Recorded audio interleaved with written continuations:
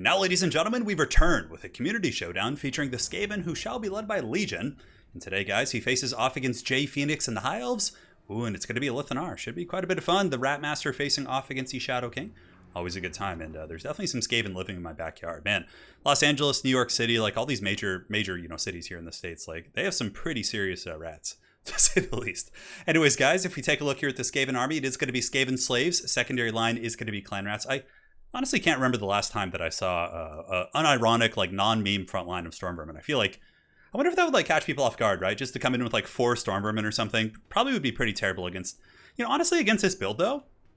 Like, what is it? Shadow Warriors, we have a couple Bolt Throwers. They would be weak against the Cycle Charging Cav for sure, but yeah, Dragon Princes would probably give them the business too. Yeah, Stormvermin are just kind of one of those units that just sort of suck. I mean, very niche, very situational, but yeah, I don't know. Maybe they deserve a little bit more love. But frontline is going to be Skaven Slaves. We have Skrulk Daddy with his summons as well as his juicy items. It's going to be an Assassin as well. A fair amount of firepower, though. This is a big firing line. We have double Jezzail, it looks like, one of which is going to be the Natty Bubo Sharpshooters. No, it's actually triple. Oh, baby, a triple. We do also have the Poison Wind Mortars. And that's pretty much it for the firepower. Well, pretty much it. That's a lot of firepower. But in the back, he's going to be protecting these with the Warp Grinders, which are very good. If they come in with Silver Helms, Monsters, Reavers, you name it, the Warp Grinders can lock them in place and really allow you to get that juicy crossfire. So Ogres are also really good in this matchup. Ogres are pretty much universal counter. Obviously, they're not happy to take a charge from like Dragon Princes, but they can hold their own against Princes, against Silver Helms, Reavers. A very good mass battlefield control unit in the matchup. We have the Ixchas Triads here for the Clone and Anti-Large here in the tree line, and Assassin, and that is pretty much it for this glorious Skaven army. And now for the forces here of the High Elves, it's going to be Shadow Warriors, which I actually do like them in this matchup. I think they're good because they do have the stock ability, which means that, when the Skaven are approaching or they're surveying the battlefield, they're not going to get those early artillery rounds on you where they would against archers or Lothern Sea Guard. You're able to sneak up, get into position, and get that first volley off, generally speaking. Skaven do have some ways of scouting by sending forward like Skaven Slaves and Clan Rats, but for the most part, I really do like the Shadow Warrior pick. I don't know if it's like the best pick in the world. I am not really a good High Elf player, but I do like the Shadow Warriors. Lore Master of Hoth here, Spirit Leech and Earthblood, no surprises. A Lithanar here, and dropping a fat clone to distract the Skaven forces. Eagle Claw Bolt Throwers are also a very good choice because they are able to shoot down Plague Claw Catapults, Warp Lightning Cannons, decent against Ogres, decent against Hell Pits, and can also snipe the weapons team's crews. Not super fast, but they are kind of universal against Skaven. Reavers in the tree line, and that is pretty much it. So let's waste no more time rambling. Let's get this party started. Ooh, Lithanar going pretty deep here. Dropping a Moonbow shot, and the first Moonbow shot has been a direct hit on Skrulk Daddy here. It looks like he's taken about 400 damage, so certainly not bad. Shadow Warriors have blown their load a little bit early, shooting into some of the Skaven Slaves, so now the Jezzails and or the Mortar teams could return fire. Looks like an overcasted Spirit Leech going in. So the High Elf player making a pretty massive effort here to try and snipe Skrulk very early in the game. And on the far side, let's take a look. We do have some Reavers who have uncovered the Ixchas Triads. I don't know if he's noticed them yet. Maybe the Ixchas ambushed them.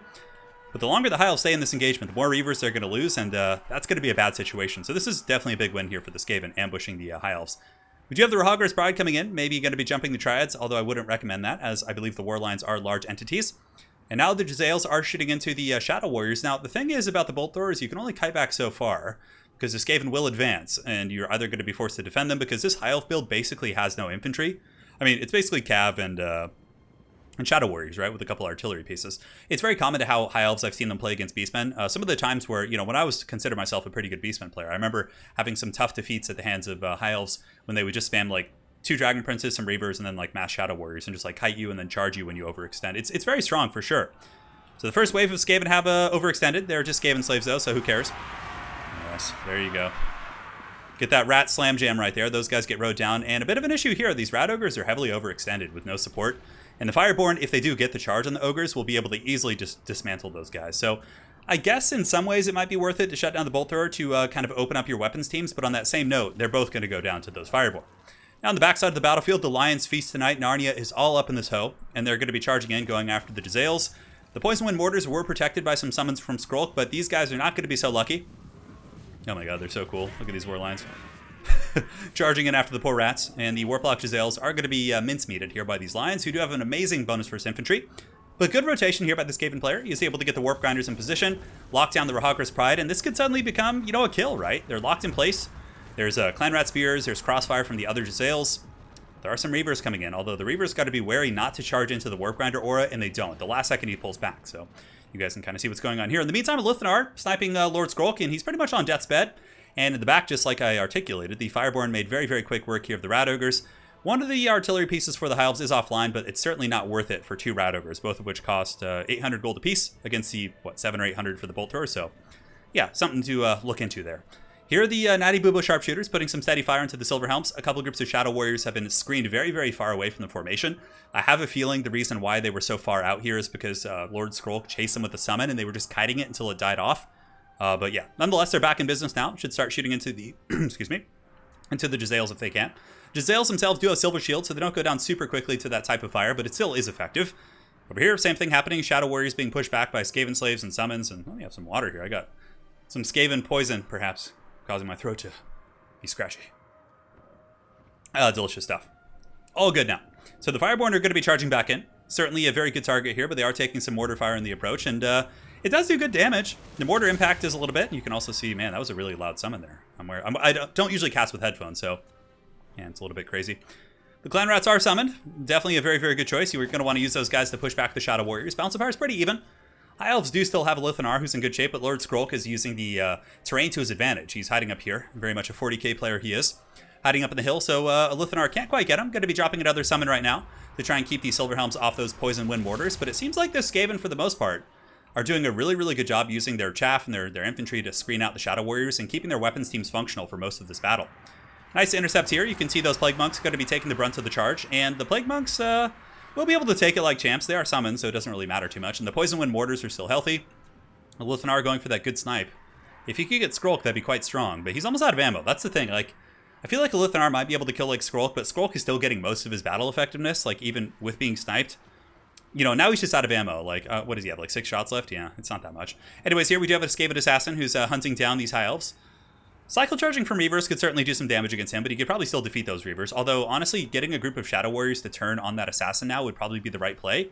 Simply because the Assassin, you know, he's 35 melee defense against what? 38 melee attack and pretty good damage. You could probably break him and then just chase him off with the Reavers. But, you know, killing Skrolk is also a high priority target. So Skrolk is going to be running now. Over here, you can see we do have the Shadow Warriors shooting into what appears to be the Ogres. The Jezzails and the weapons team still very functional. And though they're not, you know, super good at killing like mass amounts of infantry type units, it still does add up. They have, what, 13 models here, 22 models here, so a fair amount of stopping power to be expended here into the forces of the High Elves. Nonetheless, Skaven do pull ahead for the first time here in the battle. You can see the balance of power is kind of in their favor a little bit. The Assassin being rode down here by some of the Fireborn, but really, Shadow Warriors are actually a good dual-purpose kind of melee unit. I really would recommend sending them into that Assassin right here. But again, this is a replay, so it's not going to be taken into account. But here comes the Assassin. He's going back here. I could have sworn I heard a Trophy Heads proc, or maybe the usage. Nope, looks like the Assassin just going to be left alone. One way for the High Elves to get back in this game, if they could, a lot of the bounce of power here for the Skaven is contingent on their ammunition. If they could somehow like get that ammunition to be used in an inefficient manner, maybe. And also Skrolk is gone as well, I think. So there is a Lithanar who's still a factor. Looks like he's fighting in the tree line against some Skaven Slaves and Clan Rats. And also the Lore Master of Hoth, who I believe was just kind of on some great exodus, perhaps went to some temple to seek some enlightenment. I don't really know. But now he's going to be going after the Ogres. Definitely really important to keep this Bolter alive if you can. Reavers on the charge do have a charge bonus of 40 and also decent weapon strength, so they're getting some decent work. Decent. I got to come up with different words. Sometimes when you cast too many games in one day, your vocabulary certainly dwindles. But the Ogres will take damage. The Lore Master of Hoth, with his high attack strength, should be able to potentially kill an Ogre with each swing. Although it's going to be hard to stop these Clan Rats from coming in. Reavers won't be able to do it, and the Lore Master of Hoth doesn't have enough mass to obstruct their advance. Over here, Shadow Warriors just being picked apart. I mean, the fact they're being chased by the Ix's Triad clones is really, really solid.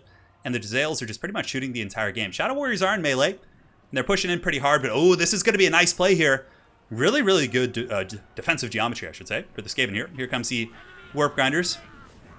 It's going to be pops here any second, I would imagine. Such cool units. Yeah, and you can see the AoE damage is going down, as is the Warpquake. And now they're going to be collapsed on by the Ix's Triads, who've been doing a great job. And, you know, being snared in place, their models can't pile in and fight. The Ix's Triads should be able to make quick work of these two Shadow Warriors. And what little chances the High Elves have, I think, are slowly dwindling. Lithanar is still functional. The Bolt Thrower in the back is going to be finished off by Clan Rats, which is pretty unfortunate. Lithanar is kind of... Though he has good melee stats, he only has 40 armor, so even like hordes of just terrible trash infantry I found can bring him down. I've had a couple games where like I really thought he would carry it in melee when he's out of ammo, but he just doesn't. He's trying his heart out though. Looks like he's forcing a couple shots here into the Natty Bubos. Does pick off a couple of those bad boys on impact. But the Ix's Triads coming in the clutch here in the late game. Sorry guys, taking my hand off the mouse to just stretch out my my old hand for a second here. It ain't what it used to be. Well, hopefully it will be better soon, a couple weeks perhaps. And here are Lithanar in Mortal Kombat once again with the Clan Rats. Rat Ogres are going to be jumping in. Ogres will be quite effective against the Lore Master. He does have 90 armor, but not going to be too much against the Ravenous Ferocity here of these Ogres as they do charge in. And in the back here, the Jezzails are all functional, more or less. A couple of them still have ammo. One of them's out, so you could just use them as a screen. But if the Jezzails just go in a couple different directions and crossfire onto the Lore Master, he's going to be just in terrible shape. So here he comes. Ogres are piling in. Also, the AP from the Ixchis Triads will be quite good. So now he's pinned in with Mass. He's also going to be taking AP damage. Lithanar is being absolutely sniped out here by the Skaven. Brutal stuff. Earthblood going down. A little bit of a early Earthblood. Definitely would have recommended waiting on that. Try and get Lithanar closer to really benefit. But I guess he figures that Lithanar probably won't make it that close considering all the Jezzail fire. But I guess there's not that much ammo left. We'll see. In the back, oh, look at the balance of power creeping back for the High Elves as ammunition runs out. You know, things get a little bit scary for the Skaven. Dragon Princes are charging in as well.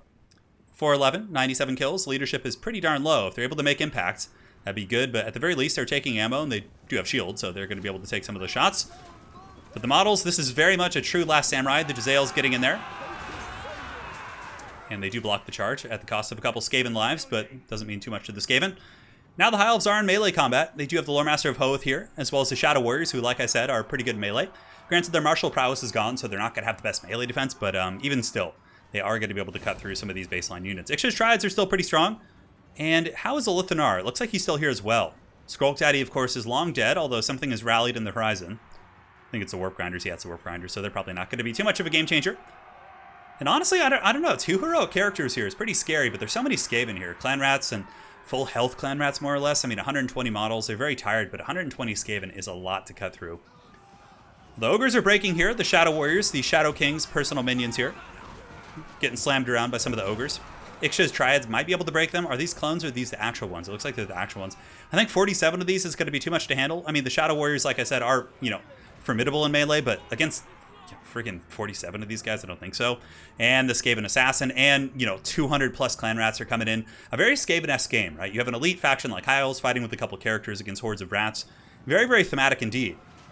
Lithanar is going to be charging in, trying to close the distance here with some of the Natty Boobo sharpshooters, but he's looking quite exhausted.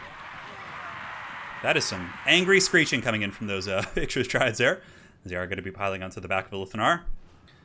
And I think the sweet Shadow Prince shall be going into the good night rather quickly here, as the Ogres do make impact. He's taking quite a bit of poking damage. 101 kills ain't bad. Plus killing Skrulk. I mean, he certainly probably paid for himself. Lore Master of Hoth is here as well. But of course, sniping Skrulk, I think, with monsters is a little bit easier, like using Great Eagles or, you know, something on a bird or a dragon.